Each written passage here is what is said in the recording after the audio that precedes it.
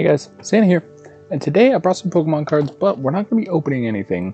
I've been receiving a couple of comments from my friends and other viewers to be doing deck profiles and explanations to kind of explain the TCG a little bit and give people a place to start when they're playing the TCG. So today we're going to start with one of my favorite decks. This is actually the first deck that I've ever made.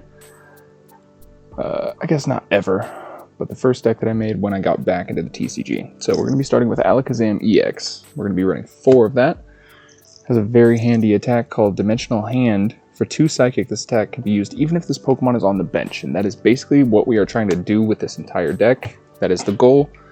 The objective is to put either Pokemon that can't be knocked out or Pokemon that have benefits when they're knocked out into the active position, and just keep Alakazam safe on the bench. So, complement him, we're going to be playing 2 Kadabra, and I'm running 4 Abra as well. I'm running 1 of the 40 HP and 3 of the 50 HP. I just like the teleporter attack. Sometimes you can be stuck in a bind and really not have a good way to get an Alakazam out, so using this ability can help you put one of your other Pokemon into the active position to take advantage of it. We also run a 2-2 line of Natu and Xatu. This is really nice. Clairvoyant Sense. Once during your turn, you can attach a basic and psychic energy card from your hand to one of your benched Pokemon. And if you do, draw 2 cards. So this is just a good way to accelerate energy onto the Alakazam EX and draw some cards. Who doesn't love drawing cards? Now, we're running a rather silly build. So we are also using Unknown V and Unknown V-Star, which has a V-Star power of Star Cyper. Until this Pokemon leaves play, it gains an ability that has the effects: the weakness of all of your opponent's Pokemon in play is now Psychic. This is super silly. Occasionally Victory Symbol also comes up. You can use this attack when you have only 1 prize card remaining. You win the game. It's kind of silly. By the time you have 1 prize card remaining, you're already in a very good position to be winning the game. But we also play 1 copy of Mew EX to help us draw some cards. Now, let's see, I guess we play a Manaphy as well to keep our bench safe. Alakazam mostly sits on the bench, so this is a great Pokemon to keep your guy safe.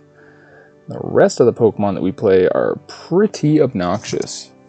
So we play a 1-1 line of Feebas and Milotic, which prevents all damage and effects of attacks from your opponent's Terra Pokemon done to this Pokemon. So this is one of those Pokemon that we throw in the active position. Play Radiant Jirachi as our Radiant Pokemon. When this is in the active spot and knocked out, you get to search your deck for any 3 cards you want, which can be very silly. Play a Mimikyu, prevent all damage done to this Pokemon by attacks from your opponent's Pokemon EX and V. Play a Klefki, as long as this Pokemon's in the active spot. Basic Pokemon in play have no abilities except for Mischievous Lock. Play a Flutterman. If this is in the active, your opponent's active has no abilities except for Midnight Fluttering. Then we play a Cornerstone Mask Ogerpon. Prevents all damage from attacks done to this Pokemon by your opponent's Pokemon that have an ability. So, play a bunch of these to just stick any of these into the active position while we build up an Alakazam. And even after we've built up Alakazam, we still put these obnoxious cards into the active position. Alright, moving on to the items. We play 4 rare candies. We want to make our Alakazam as quickly and efficiently as possible. Play 4 Buddy Poffin as well. Just helps resource a lot of things from your deck, mainly your Natus, Manaphy's, and your Abras. Running 4 Nest Ball to do something very similar. However, that can also get you things like your Cornerstone Mask Ogerpon. It can fetch your Unknown V.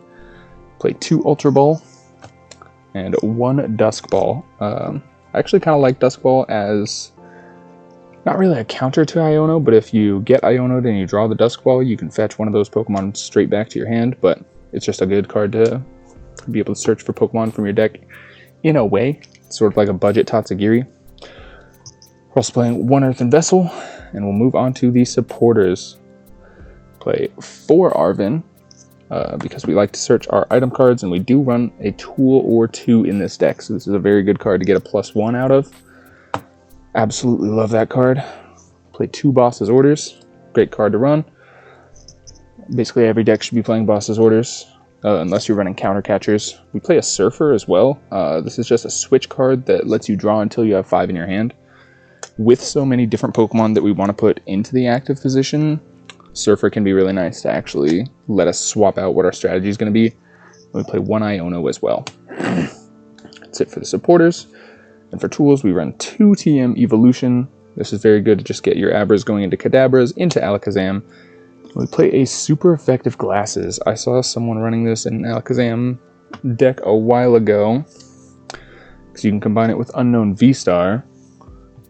So that instead of this measly 120, if you can get your super effective Glasses onto your Alakazam, which makes your opponent's if your opponent is weak to your moves, instead of ×2, it's ×3. So if you can use that with your V-Star ability, instead of smacking for 120, you can smack for 360 from the bench under protection from your actives. That is very, very fun combo.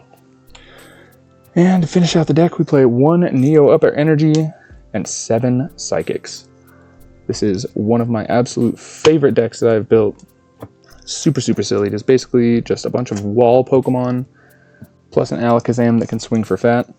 Now, Neo Upper Energy, if it's attached to a Stage 2 Pokemon, it provides every type of energy and provides 2 at a time. So if you can smack this onto an Alakazam, you are ready to go swinging. Now, I'm going to be profiling a whole lot of decks. I have, gosh, somewhere between 7 and 12 deck cores available. So we're going to be trying to profile those and give a little bit of an explanation on why I like them and what they kind of do. So, once again, if you want to sit behind a bunch of protection and smack people with an Alakazam, this is the deck for you. You select whatever Pokemon you want to be in the active based on what your opponent is playing. You just let your Alakazam do whatever it wants. Super, super fun deck. And yeah, if you guys are looking to build Alakazam EX, this may not be the best build in the world of it. But this is the best build that I have made and the best build that I have found. This is super, super fun. If you're looking to play with your friends, pick it up.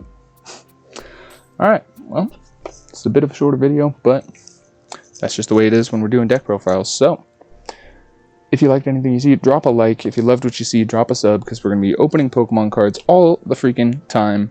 And we're going to be doing a bunch of deck profiles and explanations soon. So stay tuned for that if you are looking to build a TCG deck for yourself. In the meantime, I have been Santa, and you guys have been awesome. Thank you so much for being here, and I will see you guys tomorrow. Later.